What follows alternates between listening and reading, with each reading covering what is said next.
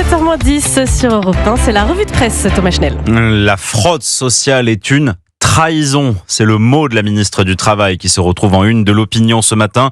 Et Catherine Vautrin de détailler son futur projet de loi ciblant les tromperies à la Sécu et autres prestations indûment perçues.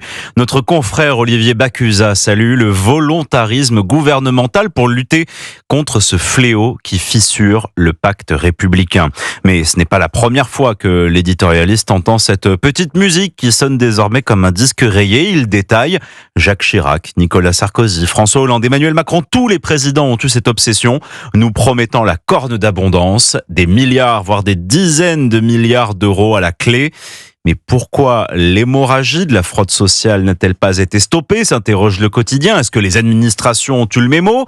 Est-ce que l'État est resté inactif après les bons mots? Ou bien s'agit-il seulement de flatter son électorat de gauche quand c'est de la fraude fiscale ou de droite quand c'est de la fraude sociale? Ce qui est sûr, c'est qu'en pointant ce magot, on cherche à rendre plus acceptable des prélèvements records, tranche le journaliste. Et également à la une de la presse ce matin, Thomas, l'escalade nucléaire et verbale entre Moscou et Washington. Un revirement brutal de Donald Trump. Le président américain est passé soudainement à la menace nucléaire vis-à-vis de la Russie après des échanges d'amabilité avec l'ancien président Dmitri Medvedev.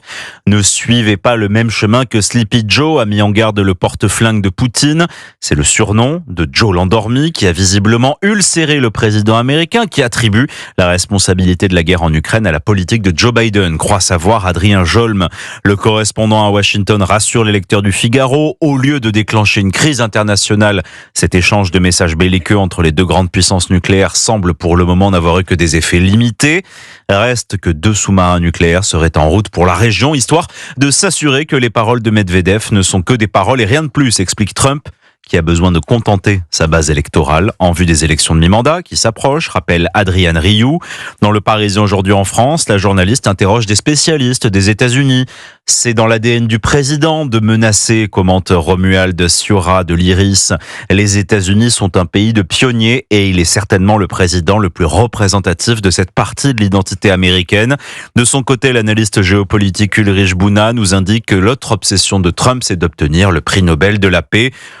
Alors pour ventiler cette actualité anxiogène, Le Figaro et Le Parisien aujourd'hui en France ont eu la même idée, passer des vacances déconnectées. Victor Delair écrit dans Le Parisien aujourd'hui en France que du Touquet au Sable d'Olonne, on continue de suivre les infos sur les plages ou adossés à la murette ou bien dans le sable. On disserte sur l'avenir du gouvernement. Faire sauter le gouvernement, ce n'est pas la solution, affirme Géraldine, interrogée à quelques mètres de la maison du couple Macron sur la côte calaisienne.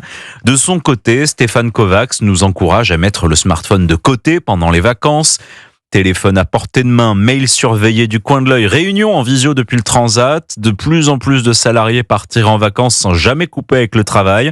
C'est ce que constatent les experts interrogés dans Le Figaro. Et j'apprends un mot ce matin, le syndrome FOMO, Fear of Missing Out, la peur de rater quelque chose, alors qu'il vaudrait mieux des vacances JOMO, la joie de manquer quelque chose. Alors, coupez les écrans, certes, mais montez le son de votre radio. Europe 1, ce n'est pas anxiogène, non.